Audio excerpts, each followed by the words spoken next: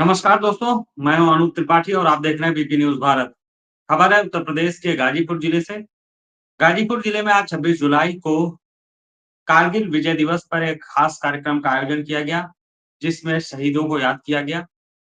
इस कार्यक्रम में कई सैनिक, पूर्व सैनिक शामिल हुए और इसके साथ ही उत्तर प्रदेश सरकार में आयुष मंत्री दयाशंकर मिश्रा दयालु भी शामिल हुए और खास तौर पर कार्यक्रम में कई पूर्व सैनिकों को सम्मानित किया गया, कई शहीदों के परिजनों को या सम्मानित करते हुए उनको याद किया गया और इस दौरान उत्तर प्रदेश सरकार में स्वतंत्र प्रभार राज्य मंत्री दयाशंकर मिश्र दयालु ने मीडिया से बातचीत में कई सवालों के जवाब भी दिए।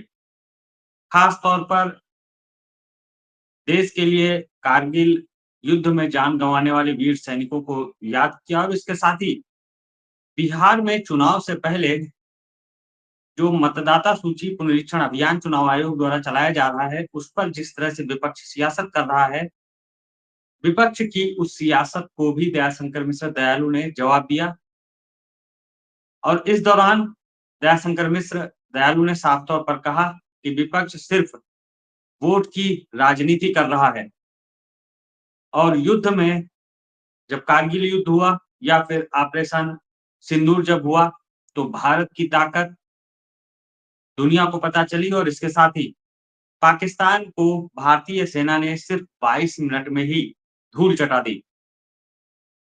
देखिए हमारी खास रिपोर्ट में क्या कुछ कहा उत्तर प्रदेश सरकार के मंत्री दयाशंकर मिश्र दयालु ने। शहीद परिवारों को सम्मान दिया इस कार्यक्रम को लेकर क्या बताएंगे?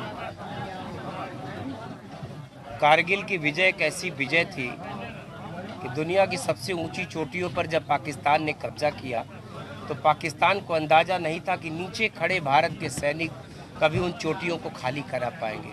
हम बधाई देना चाहते हैं उस दौर में अपने प्राणों की आहुति देकर, बलिदान देकर हमारे सैनिकों ने, जिनमें गाज़ीपुर के 6 कारगिल के शहीद ने अपने प्राण न्यौछावर किए और उन्हीं शहादतों की बदौलत 500 से ज़्यादा शहीदों ने अपने प्राणों का बलिदान कर उस युद्ध में भारत को विजय दिलाई।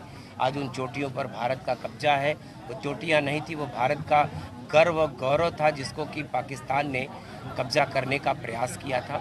और उसी उपलक्ष्य में आज गाज़ीपुर ज़िला इस उत्तर प्रदेश का तो सर्वाधिक संख्या के लिहाज से 35,000 से ज़्यादा सैनिकों का परिवार और 129-30 शहीद अब तक गाज़ीपुर से हुए हैं, 6 कारगिल के शहीद। तो मुझको लगता है कि उत्तर प्रदेश का कोई ऐसा ज़िला नहीं होगा। इस देश में भी कुछ एक ज़िले ऐसे हो सकते हैं जहाँ इतनी बड़ी संख्या में सैनिक हों, जहाँ इतनी बड़ी संख्या में शहीदों की संख्या हो। तो आज गाज़ीपुर का गौरव है कि हम सभी इस ज़िले के रहने वाले हैं। आज उन शहीदों को नमन करने का और आज वो विजय उत्सव मनाने का ये अवसर हमारे भूतपूर्व सैनिक भाइयों ने मिलकर दिया था। और आज हम सभी इस कार्यक्रम में, यहाँ हमारे MLC भाई चंचल सिंह जी, हमारे सुरेंद्र राय जी जिन्होंने इस कार्यक्रम की अध्यक्षता किया, शशिकांत पांडे जी जो आयोजक हैं, तिवारी जी संस्थापक हैं, तो मतलब कुल मिला के रामतेज पांडे जी का आशीर्वाद मिला। तो अपने उन सारे बड़े बुजुर्गों के, अपने भूतपूर्व सैनिकों के साथ आज इस बैठकर यह कार्यक्रम आज यहाँ संपूर्ण हुआ। कारगिल युद्ध जो चला था वो लगभग 2 महीने चला और इस बार ऑपरेशन सिंदूर चला वो मात्र 3 या 4 दिन चला और 3-4 दिन में ही पाकिस्तान जो लगा है बुलाने लगा और अमेरिका को मध्यस्थता करनी पड़ी। देखिए, पाकिस्तान को घुटने टिकाने का कारण था हमारे पास ड्रोन नहीं होते थे किसी दौर में। हम यहाँ तक कि हमारे पास ब्रह्मोस जैसी मिसाइल है, फाइटर जैसा, तेजस जैसा फाइटर प्लेन भारत का स्वदेशी फाइटर प्लेन है। ये वही देश है जहाँ की जहाज़ की कल्पना करना मुश्किल था। अब हम अपनी मिसाइल बनाते हैं, फाइटर प्लेन बनाते हैं और जितने साजो सामान कि देश को आत्मरक्षार्थ ज़रूरत है, भारत ने अपने को लैस कर लिया। और आपने देखा कि किसी भी जितने ड्रोन अटैक हुए उस तरफ से, पाकिस्तान की तरफ से, वो भारत का कोई नुकसान नहीं कर पाए। हमने उनको रास्ते में ही, चाहे मिसाइलें आई हों, चाहे उनके ड्रोन आए हों, हमने रास्ते में ही सबको ख़त्म कर दिया। तो भारत का कोई नुकसान पाकिस्तान नहीं कर पाया। लेकिन हमने जो चाहा, जिस तरीके से उसके सारे हवाई अड्डे को, एयरपोर्ट्स को हमने बर्बाद किया, उनके सारे महत्वपूर्ण सैनिक ठिकानों पर अटैक किया भारत ने। इस वजह से 3 दिन में लड़ाई खत्म हुई है और पाकिस्तान जैसा देश घुटने टेकने पर बेबस हुआ है।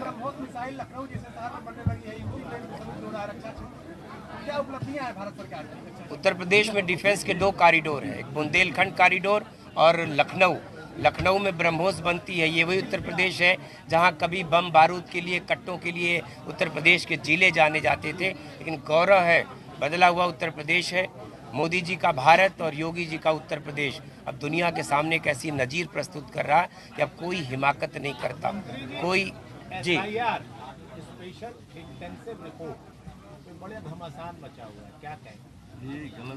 देखिए, विपक्ष के पास कोई मुद्दा नहीं बचा। विपक्ष अपने वजूद के लिए लड़ रहा है।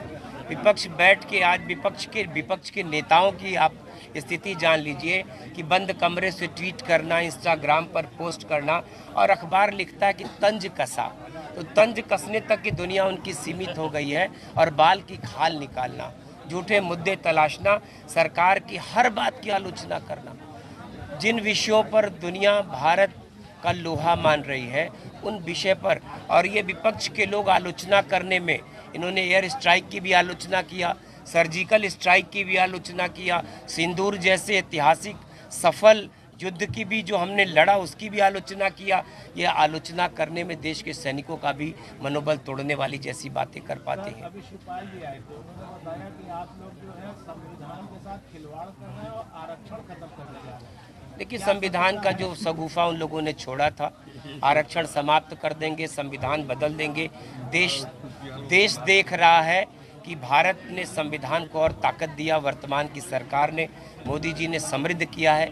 परिवर्तन वही हुए जो देश के हित में परिवर्तन थे। तो मुझको लगता है कि संविधान भारत की आत्मा है और संविधान से ही देश चल रहा है। तो लोगों को भरोसा है और आरक्षण से किसी प्रकार की छेड़छाड़ नहीं। तो विपक्ष का वो जो झूठा फरेब था, धोखा था, उसको देश की जनता जान चुकी है। मंत्री जी, और मस्जिदों से राजनीति शुरू हो गई। ऐसा नहीं लगता। सैनिकों के बारे में पूरा पॉलिटिक्स में आ गया। कौन कह रहा?